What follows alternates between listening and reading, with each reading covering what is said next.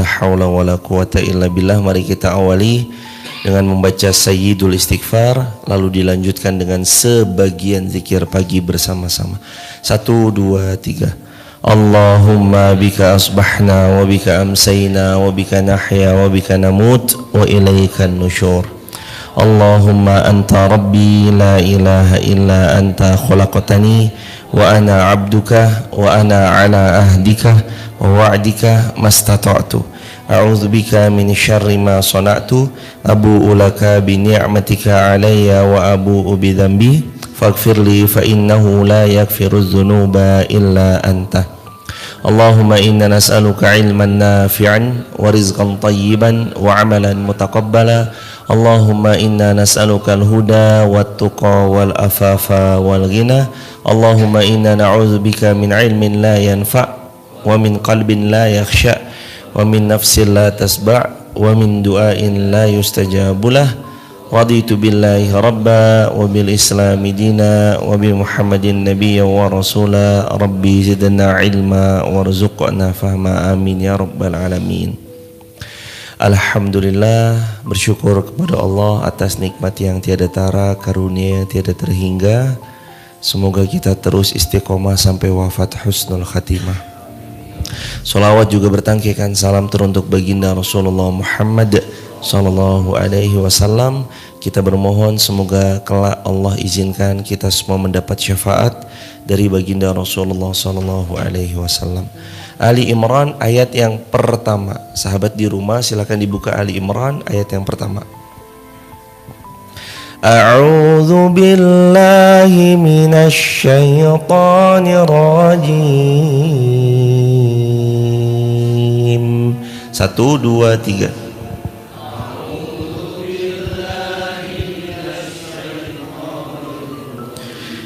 Bismillahirrahmanirrahim.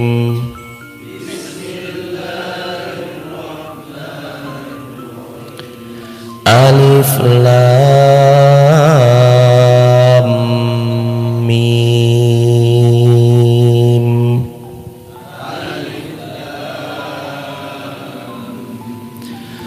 Allahu la ilaha illa huwal hayyul qayyum.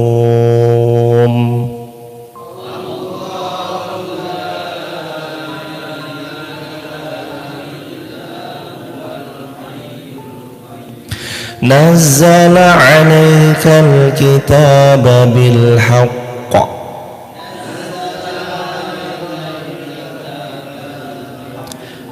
musaddiqan lima bayna yadayhi wa anzalat tawrata wal injil.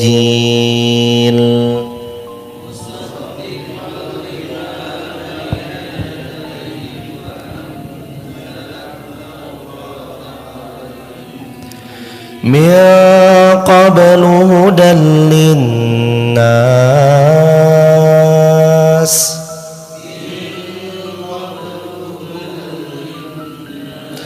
wa anzalal furqan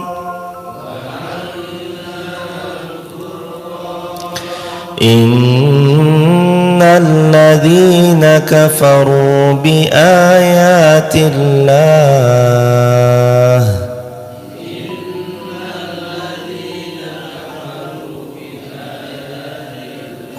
lahum adzabun syadid wallahu azizun dzuntiqam.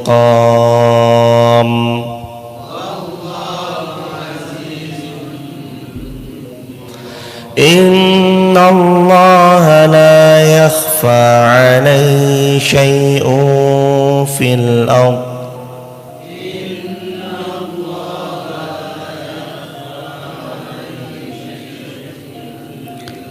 wala fis samaa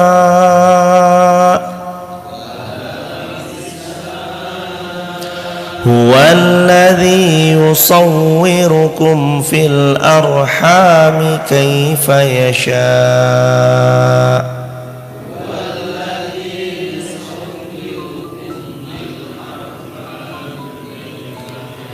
La ilaha illa huwal azizul hakim.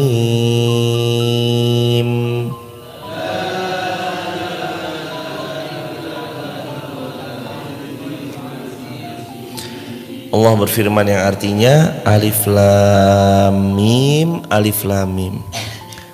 Allahu la ilaha illa huwal hayyul qayyum. Allah tiada ilah yang berhak diibadahi dengan benar melainkan Dia Al-Hayyu yang maha hidup, Al-Qayyum yang terus menerus mengurus makhluknya. Ayat ini mirip dengan Al-Quran surah ayat kursi atau Al-Baqarah 255.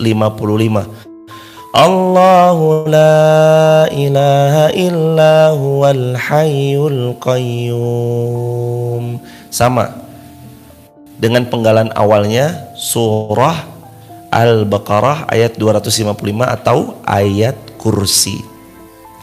Kami telah menyebutkan sebuah hadis yang menjelaskan bahwa nama Allah yang paling mulia, Ismullahil A'zam, terdapat pada dua ayat. Yang pertama ayat kursi, yang kedua ayat yang baru saja engkau membacanya, yakni diantaranya Ali Imran ayat yang kedua.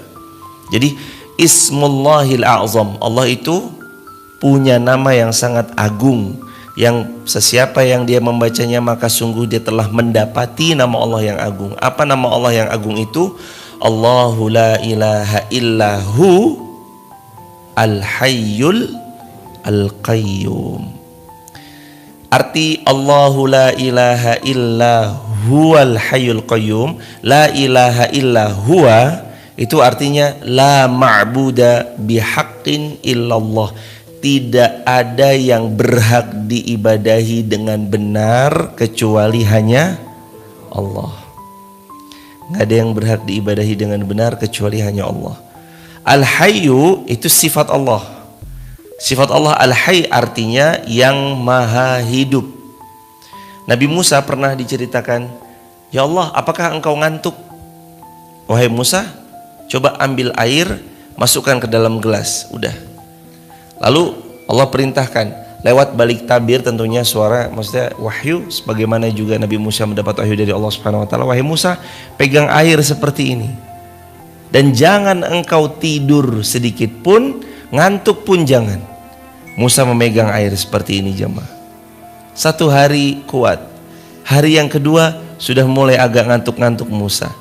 Di hari kedua jelang hari ketiga, Musa ngantuk. Begitu Musa ngantuk, ini gelas yang beliau genggam terlepas dari tangan beliau.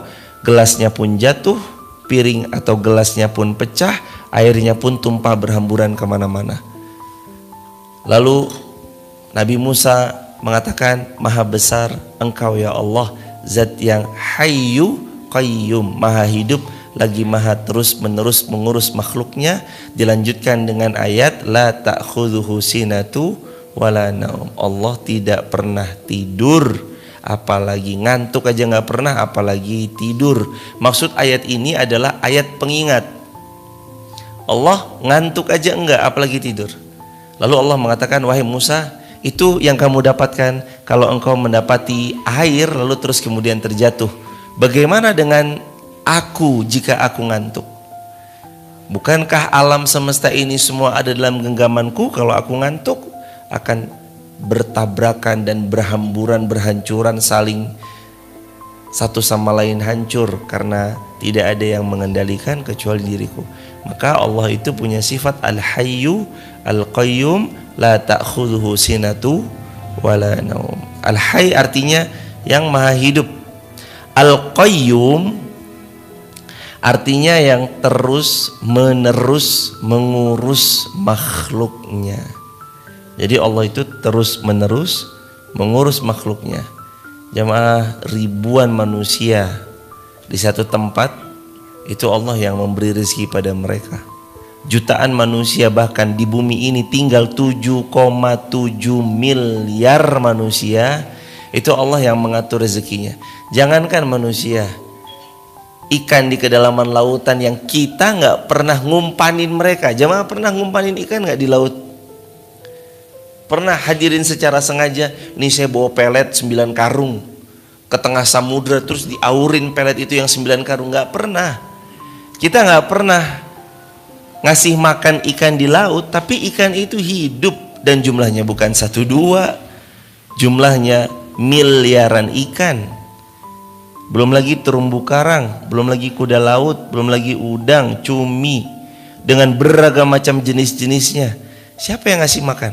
Kita datang bawa 10 karung pelet lempar di tengah samudra? Enggak. Al-Qayyum yang mengurus mereka adalah Al-Qayyum yang maha terus menerus mengurus makhluknya. Maka dikatakan Ismullahil A'zam, Allahu la ilaha illa huwal hayyul qayyum. Demikian pula mengenai ayat kursi, bahwasanya ayat ini adalah mirip dengan penggalan awal ayat kursi. Seperti itu yang dikatakan oleh Al-Imam Ibnu Katsir rahimahullah. Nazzala 'alaikal kitaba bil haqq. Lalu kemudian firman Allah yang berikutnya, Allah menurunkan Al-Qur'an kepadamu bil haqq, dengan sebenar-benarnya. Maksudnya Allah menurunkan Al-Quran kepadamu wahai Muhammad, Al-Quran ini adalah benar, tidak sedikit pun ada keraguan dan kebimbangan di dalam ayat demi ayatnya, sebagaimana diperkuat juga dengan ayat sebelumnya Al-Baqarah di awal-awalnya, dzalikal kitabu la raiba fihi hudal lil muttaqin. Lalu dikatakan oleh Al-Imam Ibnu Katsir, kitab itu diturunkan di sisi Allah dengan ilmunya dan disaksikan oleh para malaikat, dihantarkan kepada baginda Nabi Muhammad SAW melalui malaikat Jibril, dan cukuplah Allah sebagai saksi, serta Allah akan menjaganya sampai hari kiamat. Jadi satu-satunya kitab yang Allah beri jaminan kitab ini akan terus Allah jaga sampai hari kiamat adalah Al-Quran. Sebagaimana diperkuat dalam ayat nahnu nazzalna dzikr wa inna lahu lahafizun. Sesungguhnya kami yang menurunkan Al-Quran dan kami juga yang akan menjaga Al-Quran sampai hari kiamat. Musaddiqan lima baina yadayhi. Lalu firman Allah yang berbunyi musaddiq, membenarkan lima baina yadayhi, dari kitab-kitab yang telah diturunkan sebelumnya. Maknanya kata Imam Ibnu Katsir, yakni kitab-kitab dari langit yang diturunkan sebelumnya, wahyu yang telah Allah wahyukan kepada nabi dan rasul sebelumnya, kitab-kitab seperti Zabur, Taurat, Injil, suhufnya Nabi Ibrahim yang sudah Allah turunkan kepada para rasul, kepada ulul azmi sebelum Rasulullah SAW. Maka itu semua disempurnakan oleh Al-Quran. Dan kitab-kitab itu membenarkan Al-Quran dengan berita dan kabar yang ada pada mereka. Jadi di Injil aja itu sudah diberitahu bahwa akan hadir Nabi Muhammad SAW. Ketika Salman Al-Farisi mendapati ada di sebuah tempat beliau pernah mencari kebenaran, lalu beliau datang kepada salah seorang rahib. Rahib itu pendeta. Waktu itu Nabi SAW belum diutus jadi Nabi dan Rasul, tapi seorang rahib ini, beliau Salman Al-Farisi mencari seorang rahib untuk mencari kebenaran. Rahib ini lalu terus kemudian memberikan ilmu kepada beliau dan segala bentuk macam-macamnya, bahwa nanti akan datang Nabi bernama Ahmad atau Muhammad. Lalu Salman Al-Farisi pun mencari kebenaran. Rahib ini meninggal, cari rahib satunya lagi. Belajar lagi, meninggal rahibnya, cari rahib satunya lagi. Terus begitu jemaah, sampai terus mendapatkan kabar bahwa Nabi dan Rasul itu yang terakhir bernama Ahmad atau Muhammad akan muncul dari tempat yang banyak bebatuan padang pasir kebun kurma. Bebatuan padang pasir kebun kurma. Sampai hatta Salman Al-Farisi, anaknya pemuka kaum, anaknya orang kaya, diperjualbelikan sebagai budak, dia tetap ikut menjalani proses pencarian kebenaran itu sampai bertemulah dengan Rasulullah Muhammad SAW di kota Madinah. Salman ketemu. Lalu dia ingat gurunya pernah bilang, Rasulullah itu Nabi dan Rasul terakhir itu cirinya 3. 1, tidak menerima sedekah tapi menerima hadiah. 2, di balik punggungnya itu seperti ada daging tumbuh, penanda kenabian. Dan 3, engkau akan dapati dia adalah orang yang luar biasa baiknya terhadap siapapun dan termasuk kepada kaum muslimin. Di tes yang pertama, ya Rasulullah, ini sedekah untuk Anda. Benar nggak ini Rasul? Ternyata Salman dari kejauhan mengintip dan melihat, oh Rasul membagikan sedekah itu kepada para sahabatnya karena Rasul tidak menerima sedekah. Datang lagi, wahai Rasulullah, ini hadiah untuk Anda. Lalu Nabi pun menerima hadiah dan dikenakan oleh beliau. Dan benar tanda yang pertama, tanda seorang Rasul tidak menerima sedekah tapi menerima hadiah. Yang kedua, dilihat oleh Salman Al-Farisi bagaimana sikapnya.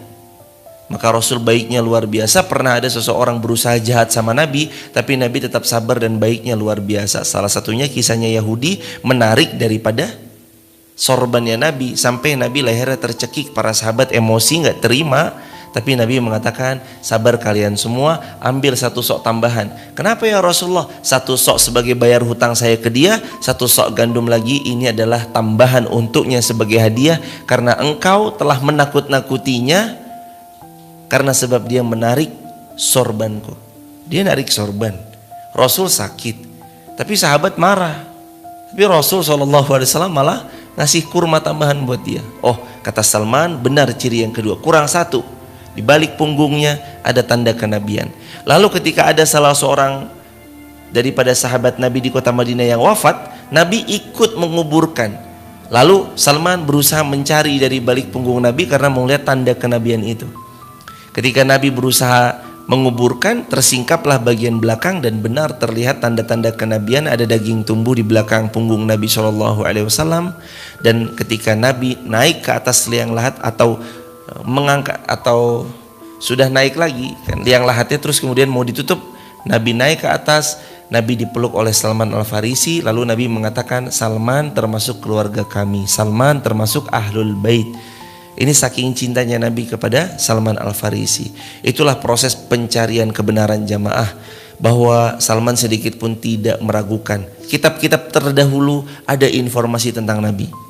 Makanya dalam Al-Baqarah kemarin kita belajar, ya'rifuna kama ya'rifuna abna'ahum. Allah berfirman dalam Al-Quran di juz yang kedua yang kemarin sudah kita pelajari, Al-Baqarah di juz yang kedua, ya'rifuna, Yahud, Nasara dan umat-umat terdahulu itu tahu, kama ya'rifuna abna'ahum, tahu Nabi Muhammad seperti mereka tahu anak mereka sendiri. Mereka kenal Rasulullah itu seperti mereka kenal sama anak mereka sendiri. Ya'rifuna abna'ahum. Jadi berita Nabi Muhammad SAW dan kedatangannya sebagai penutup daripada para nabi, membawa kitab penyempurna dari kitab-kitab terdahulu, itu sudah di-spill kalau bahasa kitanya, sudah diberitahu di kitab-kitab sebelumnya. Ya Suhuf Nabi Ibrahim, ya Zaburnya Nabi Daud, ya Tauratnya Nabi Musa, Injilnya Nabi Isa. Wa anzalat Taurata wal Injil, dan Allah menurunkan Taurat kepada Musa bin Imran, Injil kepada Isa bin Maryam. Min qablu, yakni sebelum Al-Quran ini turun, hudal linnas, sebagai petunjuk bagi manusia di kala itu. Artinya Taurat, Injil itu petunjuk bagi manusia pada kala itu. Wa anzalal furqan, begitu menurunkan Al-Quran, Al-Quran ini Al-Furqan. Apa makna Al-Furqan? Pembeda, yang membedakan antara hak dan batil, iman dengan kufur, tauhid dengan syirik. Pembedanya adalah Al-Quran. Surga ataupun neraka, pembedanya adalah Al-Quran. Firman Allah yang berbunyi, innal ladzina kafaru bi ayatillah lahum adzabun syadid wallahu azizun dzu tiqam. Allah berfirman, sesungguhnya orang-orang yang mengingkari, innalladzina kafaru bi ayatina, sesungguhnya orang-orang yang mengingkari ayat-ayat kami, artinya dia menolak Al-Quran baik setengahnya apalagi seluruhnya. Yakfuru yu'minuna bi ba'dil kitabi wa yakfuruna bi ba'd. Ada sebagian ciri-ciri Yahud Nasara. Masih ingat di Al-Baqarah yang baru saja kemarin kita khatamkan? Sami'na wa asaina. Yu'minun bi ba'dil kitab. Mereka beriman pada sebagian, wa yakfuruna bi ba'd. Tapi mereka mengingkari sebagian. Al-Quran itu bukan prasmanan ya jamaah. Saya suka nih ayat ini, saya ambil Saya nggak suka nih ayat ini, saya buang Bukan. Al-Quran bukan prasmanan yang suka kita makan, yang nggak suka kita buang. Al-Quran, dzalikal kitabu la raiba fihi hudal lil muttaqin. Semua ayatnya penjelas, pembeda, penuh dengan petunjuk. Nggak ada sedikit pun ayat Quran yang bisa kita tolak kecuali nanti masuk dalam ayat ini. Ciri-ciri orang kufar. Innalladzina kafaru bi ayatina. Orang-orang yang suka mengingkari ayat-ayat kami, salah satu tanda-tandanya mereka beriman kepada sebagian, mengingkari yang lain. Salah dua tandanya adalah seperti yang kemarin, sami'na wa asaina. Kami dengar tapi kami bangkangi ya. Kami dengar, tapi kami maksiati ya. Kami tahu sih, tapi kayaknya ogah deh. Kami ngerti, tapi kayaknya males lah. Itu termasuk bagian daripada dekatnya dengan kekufuran. Lahum adzabun syadidun. Bagi mereka yang suka mengingkari ayat kami, baik sedikit saja. Termasuk ya jemaah, Anda menerima semua ayat kecuali satu ayat. Contoh, saya terima ya, semua ayat saya terima. Tapi untuk ayat riba, enggak ya. Saya terima ya semua ayat, tapi untuk ayat misalkan fankihu ma taba lakum minan nisa'i masna wa thulatsa wa ruba, tapi itu enggak saya terima ya. Saya terima ya ayat tentang A, B, C, tapi ayat ini enggak. Itu termasuk bagian daripada yu'minuna bi ba'dil kitab wa yakfuruna bi ba'd. Jangan beriman kepada sebagian, kufur pada sebagian yang lain. Jangan. Al-Quran itu semuanya diterima. Diapain jemaah? Semuanya diterima. Bahkan satu kalimat pun ditolak, jangan. Itulah Al-Quran. Lahum adzabun syadid. Karena siapa yang mengingkari Al-Quran, Allah berfirman, lahum, bagi mereka, adzabun, akan ada azab syadid, yang sangat pedih, sangat keras, sangat berat, lebih-lebih ketika mereka mendapati kematiannya. Kapan dimulai siksaan itu?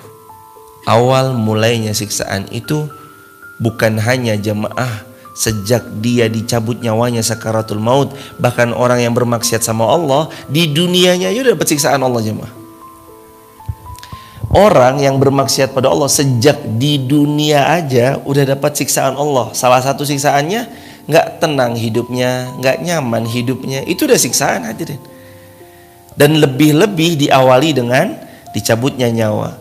Sebagian asar menyebutkan ciri orang beriman dicabut nyawanya, Allah mudahkan seperti air keluar dari ceretnya jemaah.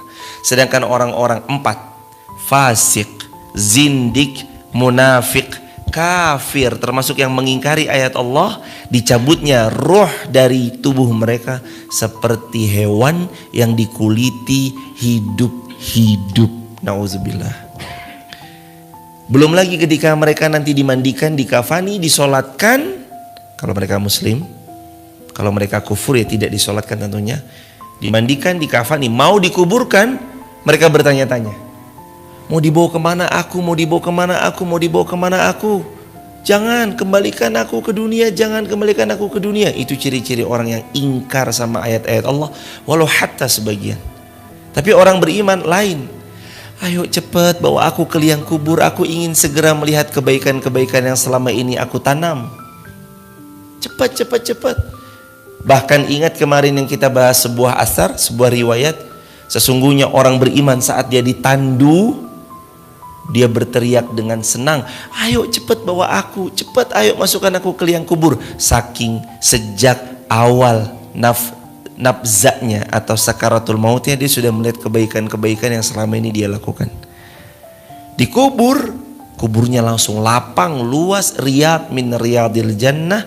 Dan sejak itu kita tahu hadis Nabi riwayat Muslim, kata Sayyidina Utsman bin Affan, ketika Sayyidina Utsman bin Affan nangis, sahabat bertanya, kenapa engkau nangis wahai Utsman bin Affan? Ketika Sayyidina Utsman melewati pemakaman Baqi, Utsman jawab dengan hadis Nabi riwayat Muslim, karena aku menangis karena aku pernah mendengar Rasul sallallahu alaihi wasallam bersabda, siapa yang masuk kubur dia, di liang kuburnya adalah menyenangkan, maka fase berikutnya akan jauh lebih menyenangkan.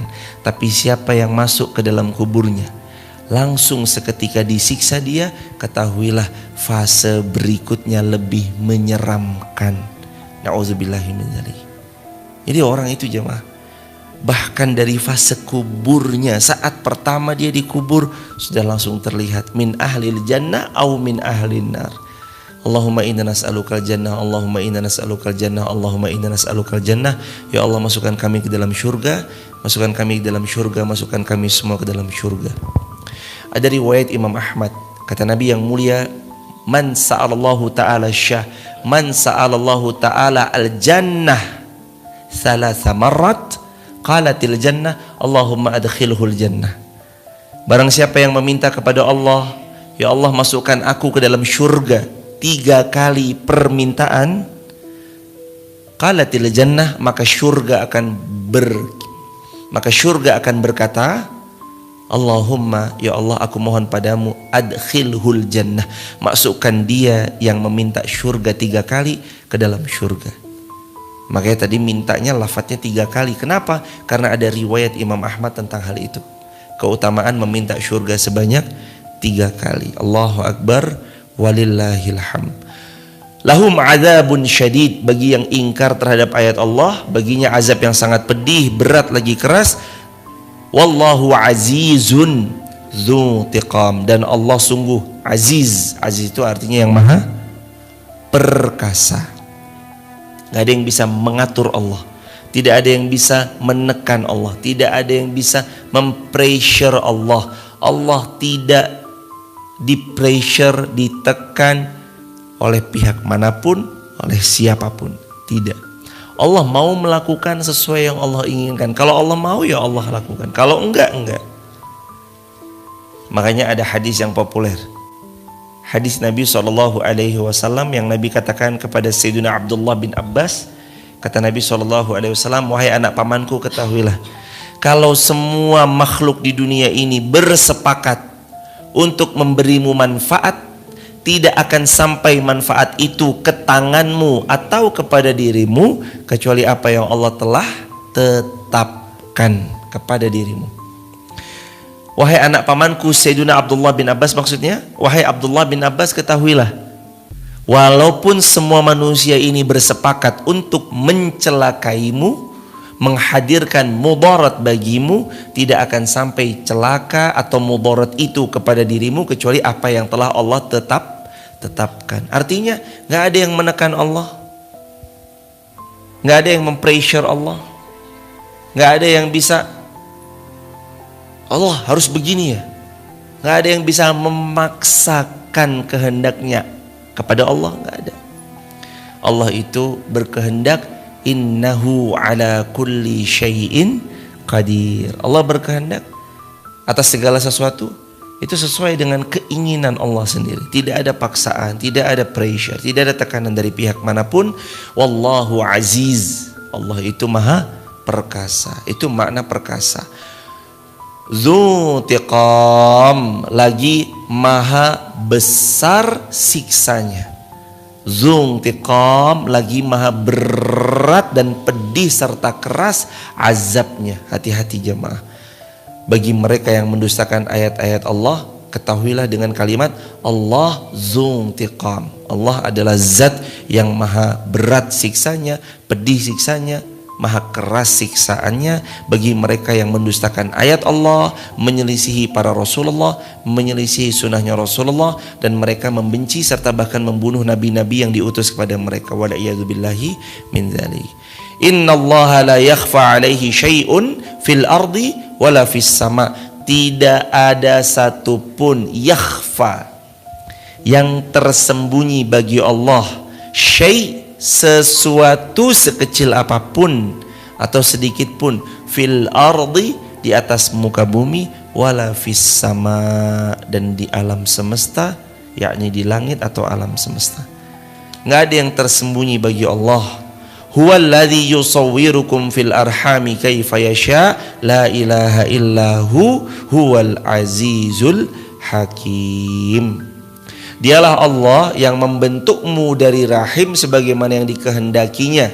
Jamaah yang dirahmati Allah.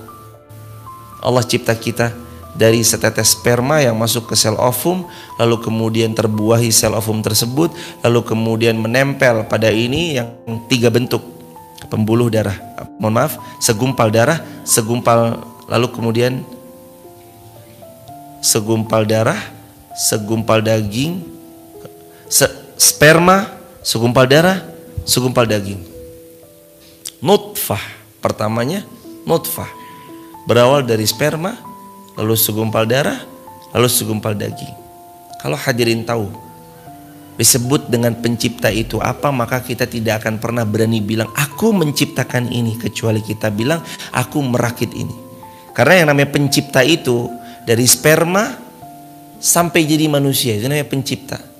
Dari biji ditanam tumbuh, itu namanya pencipta. Dari telur dierami jadi ayam, itu namanya pencipta.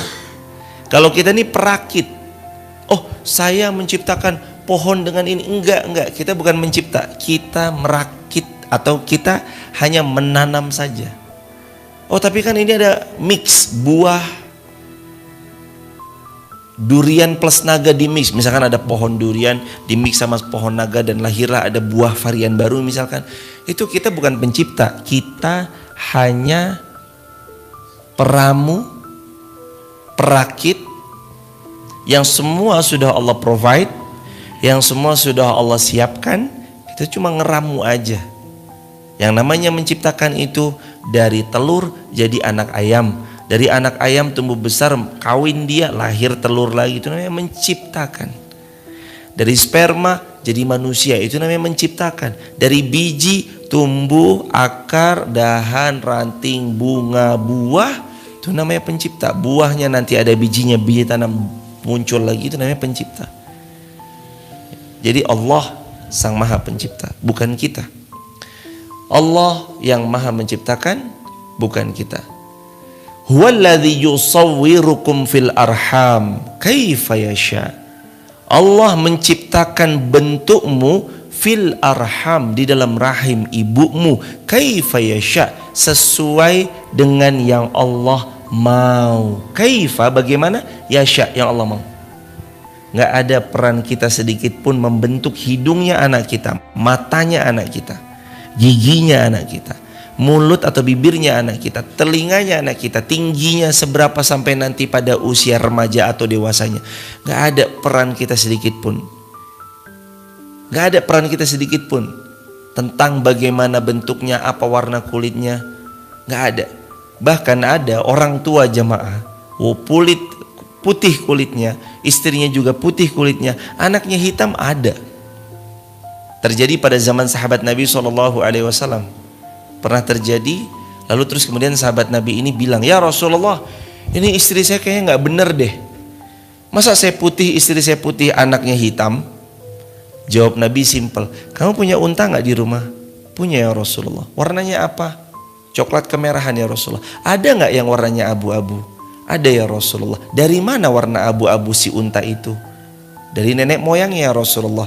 Nabi jawab, seperti itu anakmu, maka anakmu yang hitam itu boleh jadi karena nenek moyangnya ada yang kulitnya berwarna hitam. Selesai. Tentu Nabi nggak asal bicara, Nabi juga ngelihat bahwa laki-laki ini soleh, perempuannya juga solihah. Mungkin karena anaknya kok berbeda warna kulitnya, Dia komplain sama Rasulullah. Dia bertanya sama Nabi, kok saya putih, istri saya putih, anaknya hitam? Jamaah yang dirahmati Allah, nggak tertutup kemungkinan itu terjadi di antara kita. Lah kok anakku nih nggak mirip blas sama bapak ibunya? Dia mirip malah sama Pak D-nya misalkan, Bude-nya misalkan, bisa aja. Oh dia malah mirip sama mbahnya. Bukan berarti terus kemudian istrinya kita bagaimana, enggak, karena emang seperti itu. Enggak ada peran kita sedikit pun menciptakan hidungnya, matanya, enggak ada sedikit pun. Enggak ada sedikit pun. Allah yusawwirukum, membentuk rupa kalian fil arham, dalam rahimnya ibu kalian, kaifa yasha, sesuai maunya Allah. Makanya jamaah yang dirahmati Allah, Allah itu pencipta dengan laqad khalaqnal insana fi ahsani taqwim, sebaik-baik penciptaan. Anak kita jenius di bidangnya masing-masing. Setiap manusia itu terlahir sudah punya stempel, laqad khalaqnal insana fi ahsani taqwim. Jadi setiap manusia yang lahir itu udah punya stempel. Stempelnya adalah fi ahsani taqwim. Dia tuh manusia dengan sebaik-baik penciptaan yang Allah cipta. Apapun bentuknya, tetap penciptaan terbaik dari Allah. Maka gak ada satupun di antara kita yang boleh mencela hanya karena fisik. Karena fisik itu Allah cipta. Seseorang yang mencela orang lain karena sebab fisiknya, berarti dia menghina Allah yang menciptakan hamba itu dengan fisik yang ia punya. Makanya Nabi paling gak suka kalau ada orang mencela fisik tuh gak suka. Dan ketaatan, ketakwaan tuh bukan tentang fisik, ganteng, cantik, bukan. Ketakwaan itu kata Nabi, huna, di sini. Mau fisiknya kayak apa, takwa itu di sini. Nabi tuh paling gak suka kalau ada orang mencela fisiknya orang lain. Terjadi gak? Terjadi. Waktu seseorang menghina betisnya Sayyidina Abdullah bin Mas'ud ketika beliau naik ke salah satu pohon mau ngambilin siwaknya Nabi, mau maksudnya ngambilin ranting-ranting untuk siwaknya Nabi kalau tidak keliru. Lalu sahabat satu sama lain tuh kayak mentertawakan atau komen, kecil banget ya betisnya. Nabi katakan, jangan kamu hina betisnya Abdullah bin Mas'ud. Itu betis kalau dibanding dengan gunung Uhud lebih berat betis kecilnya Abdullah bin Mas'ud daripada gunung Uhud. Karena betis itu yang sudah menemani Nabi, betis itu yang sudah mengangkatkan untuk Nabi barang-barangnya Nabi, betis kecil itu yang sudah bawain sendalnya Nabi, bawain air wudhunya Nabi, dia berjalan untuk menolong Nabi, membersamai derap langkahnya Nabi. Bahkan kalau Sayyidina Abu Hurairah mengatakan, bahkan kalau Sayyidina Abu Hurairah dikatakan seperti manusia dengan bayangannya terhadap Rasulullah SAW, Sayyidina Abdullah bin Mas'ud juga kata Syekh Mahmud Al-Misri seperti benang dengan layang-layang. Artinya beliau ini kemana aja Nabi jalan beliau ikut, jangan dihina betisnya. Oh Nabi gak suka jemaah. Sejak saat itu sahabat tahu, jangan lagi menghina fisik, jangan lagi menghina fisik, nggak boleh. Ada manusia mungkin dengan fisiknya ini begini ya, ini begitu ya, jangan dihina. Laqad khalaqnal insana fi ahsani taqwim. Dan lagi yang namanya jamaah yang dirahmati Allah, dan lagi yang namanya ketakwaan itu nggak ada kaitannya dengan fisik. Kalau manusia mungkin sering ngasih privilege kepada orang yang good looking, dia mah good looking, wah dia mah tampan, wah dia mah cantik, good looking. Manusia mungkin bisa begitu, Allah tidak. Dalam hadis Allah Subhanahu wa taala mengingatkan lewat lisannya baginda Nabi sallallahu alaihi wasallam, "Innallaha la yanzuru ila suwarikum wa la yanzuru ila ajsamikum, walakin Allah yanzuru ila qulubikum." Allah enggak melihat kepada rupa kalian. Allah enggak melihat kepada tubuh kalian, badan kalian, postur kalian. Allah enggak ngelihat itu. Walakin Allah yanzuru ila qulubikum. Tapi yang Allah lihat adalah hati kalian. boleh jadi ada orang yang tampilannya compang-camping. Kita melihat rambutnya acak-acakan, pakaiannya sudah kusam, lagi sedikit kuno, tampilan old school. Mungkin sebagiannya ada sobek lalu dijahit sama dia, dan bekas jahitannya itu menandakan bahwa dia orang yang miskin papa. Kalau dia datang kepada manusia, manusia menutup pintu rumahnya. Kalau dia meminta sama manusia, dia pasti ditolak. Tapi kalau dia berdoa kepada Allah, doanya tidak ditolak, kata Nabi SAW. Ada seseorang tampilannya seperti itu. Dia datang kepada manusia, manusia menutup pintunya untuknya. Kalau dia menyampaikan pendapat, pendapatnya tidak didengar. Tapi ketika dia berdoa, menggetarkan arsy-Nya Allah dan Allah mengabulkan doa-doanya. Ada manusia-manusia yang begitu jemaah. Maka jangan menyepelekan siapapun. Boleh jadi tukang cimol yang Anda sering melihat beliau capek, lelah, gotong-gotong gerobaknya, jualan. Lalu kemudian sering kita dapati beliau kehujanan, kepanasan. Tak jarang kulitnya menjadi hitam legam karena seringnya terpapar sinar matahari. Jangan remehkan beliau. Boleh jadi saat beliau berdoa terkabul.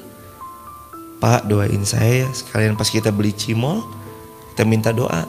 Pak, doain saya, semoga hajat saya Allah permudah. Amin, amin mas, amin. Semoga Allah mudahin ya mas. Doa beliau yang membuat arsy Allah bergetar dan kita jadi termudahkan segala urusan. Makanya jemaah, Allahu Akbar. Takwa bukan tentang penampilan. Penampilan parlente kalau ujungnya ingkar kepada ayatnya Allah, buat apa? Penampilan oke, tasnya mahal, jam tangannya mahal, baju yang dikenakannya mahal, pakaian semuanya terlihat luxury, bahkan kendaraannya kendaraan yang limited edition. Kalau ternyata dia mengingkari ayat Allah, dia nggak beriman sama ayat Allah, disuruh sedekah dia ogah-ogahan, disuruh berinfak dia nggak mau mengeluarkan infaknya. Hayo jemaah, apakah berarti mereka lebih beriman karena pakaiannya lebih parlente? Tidak. Ciri iman kan mereka yunfiquna fis-sarra'i wad-dharra. Mereka berani berinfak waktu miskin walaupun waktu kaya. Justru infak itu yang paling powerful adalah waktu 4, kata Nabi. Masih ingat enggak? 1 lagi sehat, 2 lagi miskin, 3 lagi butuh, 4 lagi takmulul gina, mendambakan kekayaan. Kata Nabi SAW riwayat Imam Muslim. Takmulul gina, kamu sedang mendambakan kekayaan. Sudah mah kita sehat, miskin, lagi butuh, mendambakan kekayaan. Kok sedekah, kok infak, kok wakaf, kok dia mengeluarkan harta yang Allah titipkan padanya untuk menolong agama Allah. Itu kata Nabi SAW, 4 kondisi ini adalah sedekah terbaik yang orang itu pernah keluarkan kalau dia ada di kondisi 4 tadi. Yang pertama, sehat. Yang kedua, lagi miskin. Yang ketiga, lagi butuh. Yang keempat, takmulul gina, ingin kaya, lagi mendambakan kekayaan. Jadi Allah yang menciptakan kita dari rahim perut ibu kita kaifa yasha, sebagaimana Allah mau. La ilaha illa huwal azizul hakim. Tidak ada ilah yang berhak diibadahi dengan benar kecuali Allah. Dia zat yang maha perkasa. Hakim itu artinya bijaksana. Zaman nih, semua atas episode hidup kita, pahit manis, suka duka, kadang di atas berjaya maksudnya, kadang di bawah dalam kondisi terpuruk diri kita. Yakin itu semua sudah atas Al-Hakim, kebijaksanaan Allah. Apapun yang terjadi itu karena bijaksananya Allah. Jamaah, hari ini kita nyesal ya. Kenapa sih kok begini? Kenapa sih ini terjadi? Kenapa? Kita bilang kayak gitu. Lihat 1 tahun, 5 tahun, 10 tahun lagi, kita akan tahu betapa baiknya Allah. Oh ternyata begini ya. Ada seseorang dulu jemaah yang dirahmati Allah, dia tes Madinah 5 kali ditolak jemaah. Dia tes Mesir 2 kali ditolak jemaah. Dia tes Riyadh, Imam Mahmud bin Su'ud sekali ditolak jemaah. Dia tes banyak universitas yang dia ingin banget sekolah di bagian Timur Tengah, banyak ditolak, nggak diterima. Allah, sakit hati anak muda ini pada zamannya. Kenapa sih? Kok Allah gini banget sih? Kok Allah gini banget? Kok Allah gini banget? Kok Allah gini banget? Dia bertanya-tanya kayak gitu jemaah. Sampai-sampai dia buruk sangka sama Allah. Allah nggak mau ya saya ini kuliah di tempat yang ini, padahal kalau saya punya ilmu saya bakal A, bakal B, bakal C, bakal Z. 10 tahun berlalu. Dan ternyata dia baru menyadari maha baiknya Allah. Ternyata Allah punya rencana. Penolakannya atas hal itu, ternyata ini hadiah yang Allah berikan. Kadang itu terjadi, mau nggak mau itu karena Al-Hakim, Allah zat yang maha bijaksana. Udah nikmatin aja jemaah. Hari ini ada orang bawa kabur duit kita ratusan juta. Yakin 5-10 tahun kemudian boleh jadi kita akan tahu maksudnya Allah apa. Pernah saya ceritakan berulang kali cerita ini. Ada 2018-2019 ada jamaah, uangnya dibawa kabur sama orang yang paling dia percaya 70 juta. Datang kepada kami sebelum corona. Ustadz, ya Allah, uang saya dibawa kabur Ustadz sama orang yang paling saya percayai. 70 juta Ustadz, saya harus apa? Lah, dari dulu kalau ada orang nanya, jawaban saya selalu sama. Sir, sabar, ikhlas, ridho. S-nya sabar, I-nya ikhlas, R-nya ridho. Tapi gede banget Ustadz, 70 juta tuh kami nyarinya tuh bla bla bla bla bla. Corona jemaah 2020 14 Maret corona. Semuanya tiarap. Toko online shopnya dia malah begini, roket jemaah. Bukan lagi 2 kali lipat, bisa 4, 5, 6 bahkan berkali-kali lipat. Setelah corona 2021 kita ketemu lagi. Betapa cepatnya Allah membalikkan keadaan seorang hamba, dan ini harus diyakini oleh siapapun. Dan saya mau kita yakin sama Al-Hakim, Allah yang maha bijaksana. 2021 ketemu, Ustadz terima kasih ya, ingat nggak dulu? Siapa ya mas? Saya Ustadz yang dulu curhat itu loh. Oh Masya Allah, iya ya, yang 70 juta itu. Iya Ustadz, benar Ustadz. Allah kalau kita ridho, Allah akan ridho sama kita, itu Masya Allah ya. Ternyata dulu saya dibawa kabur uangnya 70 juta oleh si pengkhianat, orang yang paling saya percaya. Untuk sekarang saya lebih berhati-hati Ustadz. Kenapa sih mas? Karena alhamdulillah sekarang rezeki kami sudah menyebut angka sekian yang jumlahnya itu ratusan sampai bahkan miliaran jemaah. Kalau dia masih ikut Ustadz sama saya, mungkin yang dia bawa kabur sekarang bukan 70 juta Ustadz, tapi miliaran. Itu cara Allah. Makanya Al-Hakim, Allah itu maha bijaksana. Udah jemaah, sekarang uang kita dibawa kabur. Tunggu, suatu saat boleh jadi itu pertanda Allah mau jadiin kita seorang miliarder insya Allah biiznillah. Cepat atau lambat. Kan seperti itu polanya. Al-Hakim, Allah tuh maha bijaksana, Allah tuh yang paling tahu, Allah tuh yang paling ngerti apa yang terbaik buat kita. Tunggu tanggal mainnya aja, cepat atau lambat jadi miliarder kok. Tunggu tanggal mainnya aja, cepat atau lambat engkau akan tahu kok bagaimana baiknya Allah mengatur hidupmu yang gagal. Pernah ada jamaah juga cerita, Ustadz anak saya ya Allah ngedrop mentalnya Ustadz, nangis panjang malam Ustadz, dia gagal nikah Ustadz, sudah nyebarin undangan. Ya saya cuma jawab sir, sabar, ikhlas, ridho, udah itu aja. Kami mendengarkan, baik ibu, Masya Allah, innalillah, iya ibu, ya Allah, subhanallah, innalillah. Gitu aja terus sama, gimana Ustadz ini solusinya? Ya udah, sir, sabar, ikhlas, ridho. Selang beberapa waktu, lalu terus kemudian memberi kabar, Wah, Masya Allah Ustadz, Alhamdulillah ternyata dapat ganti yang lebih baik, bla bla bla segala macam. Pernah juga 2011 nikah, 2012 bercerai karena KDRT. 2012 cerai karena KDRT, 2014 atau 2015 dia menikah. Yang dulunya dianggap sampah oleh mantan suaminya, dia menikah yang kedua oleh pengusaha tour travel yang tiap tahun haji.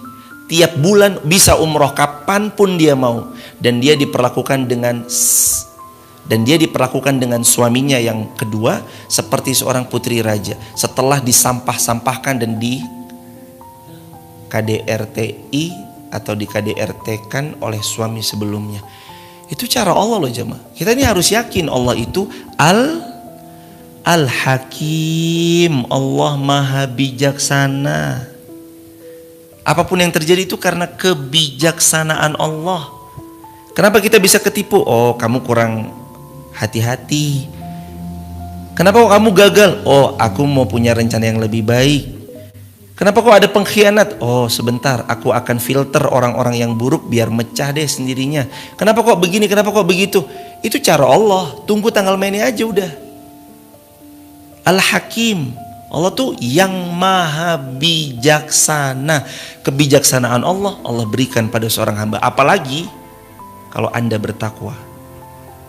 Lawang Anda gak bertakwa aja kadang tetap Allah kasih yang terbaik kok. Apalagi kalau bertakwa.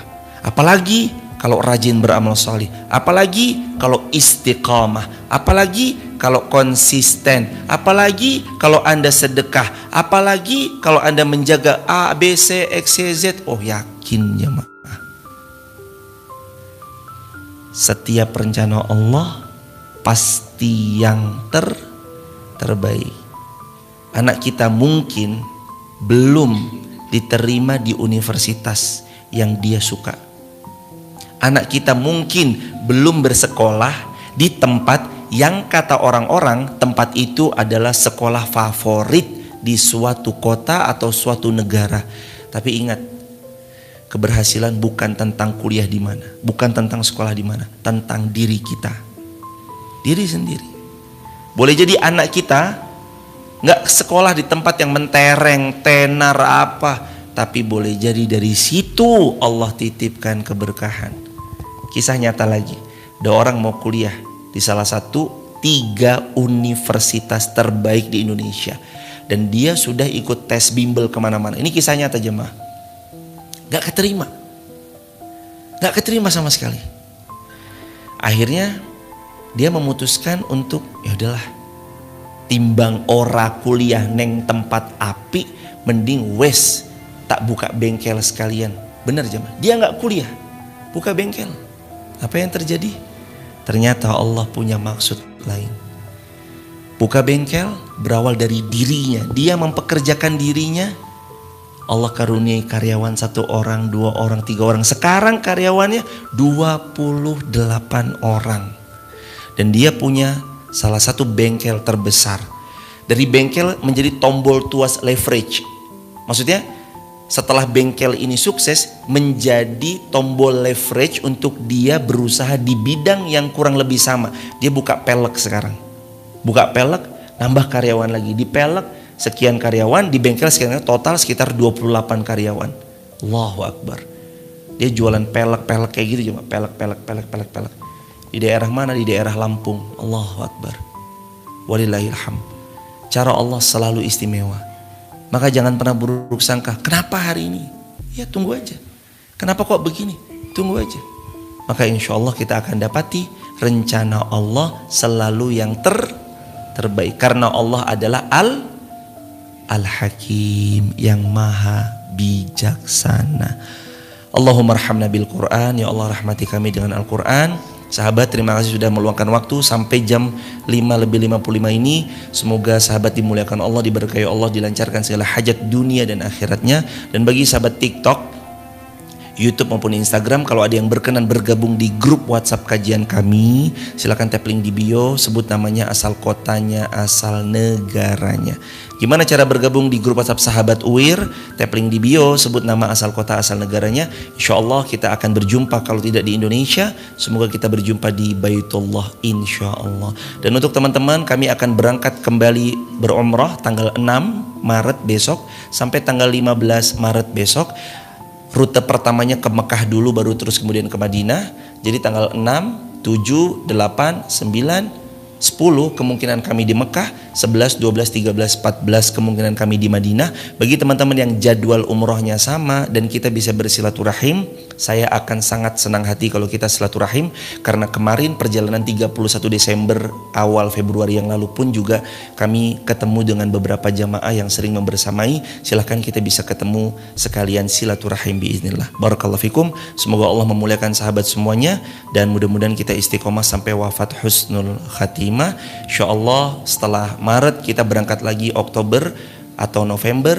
Mudah-mudahan kalau ada sahabat yang hendak membersamai, insyaallah kita bersama-sama kembali ke tanah suci lagi dan lagi, atau untuk yang pertama kali insyaallah. Subhanakallahumma bihamdika asyhadu an la ilaha illa anta nastaghfiruka wa natubu ilaih. Rabbana atina min ladunka rahmah wa hayyi lana min amrina rasyada wa min kulli dhiqin makhraja wa min kulli usrin yusra. Ya Allah, mudahkan segala urusan kaum muslimin. Ya Allah, ampuni segala pernah khilaf, kesalahan, kekeliruan yang dilakukan oleh seluruh kaum muslimin. Ya Allah, rahmati hidup kami dan seluruh kaum muslimin. Jadikan keluarga kami sakinah, mawaddah warahmah, demikian juga kaum muslimin. Ya Allah, karuniai keberkahan hidup kepada kami sekeluarga dan juga kaum muslimin. Ya Allah, limpahkan rezeki yang barokah, yang bermanfaat bagi diri kami, keluarga kami dan seluruh kaum muslimin. Ya Allah, pilihkan kepada kami pemimpin yang adil, taat, patuh serta tunduk kepada semua syariat-syariat-Mu. Ya Allah, karuniai juga kepada seluruh kaum muslimin di belahan dunia manapun. Ya Allah, karuniai kami mudah untuk mentadabburi Al-Quran, membaca Al-Quran, memahami makna yang terkandung di dalamnya, memahami tafsir-tafsirnya, mengajarkan kepada yang lain, mengamalkan isi kandungan ayat-ayat Al-Quran. Ya Allah, ajari kami berproses dengan proses yang baik. Ajari kami untuk tidak silau terhadap hasil yang dimiliki orang lain. Ajari kami untuk mengetahui dan menyadari bahwa yang paling penting daripada itu semua adalah mencari ridho-Mu dengan sebaik-baiknya proses. Ya Allah, ya Allah, karuniai kami ketenangan dalam hidup, khusyuk dalam sholat, tumakninah dalam tiap ruku dan sujud. Jadikan kami keluarga di dunia, ya Allah, keluarga sampai syurga, ya Allah. Rabbana atina fid dunya hasanah wa fil akhirati hasanah wa qina adzabannar. Alhamdulillahi rabbil alamin. Jazakumullah khairan. Terima kasih sudah membersamai jamaah TikTok, YouTube, Instagram. Tap link di bio untuk bergabung di grup WhatsApp kajian kami dengan sebut nama, asal kota, asal negara. Terima kasih sudah ikut membersamai pembangunan masjid. Pembangunan Masjid Muhammad Al-Fatih terus berlangsung. Lantai 2 insyaallah nanti akhirnya kita jadikan masjid, lantai 1-nya kita jadikan kelas-kelas dan segala bentuk macamnya, jadi bakal ditukar. Insyaallah mudah-mudahan ini jadi jariah yang terus berkesinambungan. Besok subuh ada tabligh akbar marhaban ya Ramadan, membahas fokus tentang meraih kemuliaan bulan Ramadan dengan penuh ilmu. Kajian itu atau tabligh akbar itu diselenggarakan di Masjid Muhammad Al-Fatih Wonolelo Wonosobo. Klik di Google Masjid Muhammad Al-Fatih Wonosobo, nanti Mbah Google bakal menghantarkan insyaallah. Barakallahu fikum. Jangan lupa juga jamaah Masjid Fatimah Garung. Ini masjidnya beda ya? Iya. Masjid Fatimah Garung itu di Desa Garung, Masjid Muhammad Al-Fatih itu di Wonosobo Kota. 14 kilo dari masjid ini, jadi beda tempat. Buat teman-teman yang mau memakmurkan program Masjid Fatimah Garung, seperti ada sedekah beras, sayur mayur, tadarus Quran, kajian subuh syuruk, Jumat pasar gratis, makan-makan ramah tamah ahad pagi, dan segala bentuk program keren di Masjid Fatimah Garung. Sahabat juga bisa save nomor admin Masjid Fatimah Garung di 0851 5715 39885. Saya ulangin, 085157159885 itu nomor admin Masjid Fatimah Garung, masjid ini. Barakallahu fikum. Sampai jumpa besok subuh syuruk di Masjid Muhammad Al-Fatih. Barakallah, subhanakallahumma bihamdik, asyhadu an la ilaha illa anta, astaghfiruka wa atubu ilaik. Assalamualaikum warahmatullahi wabarakatuh.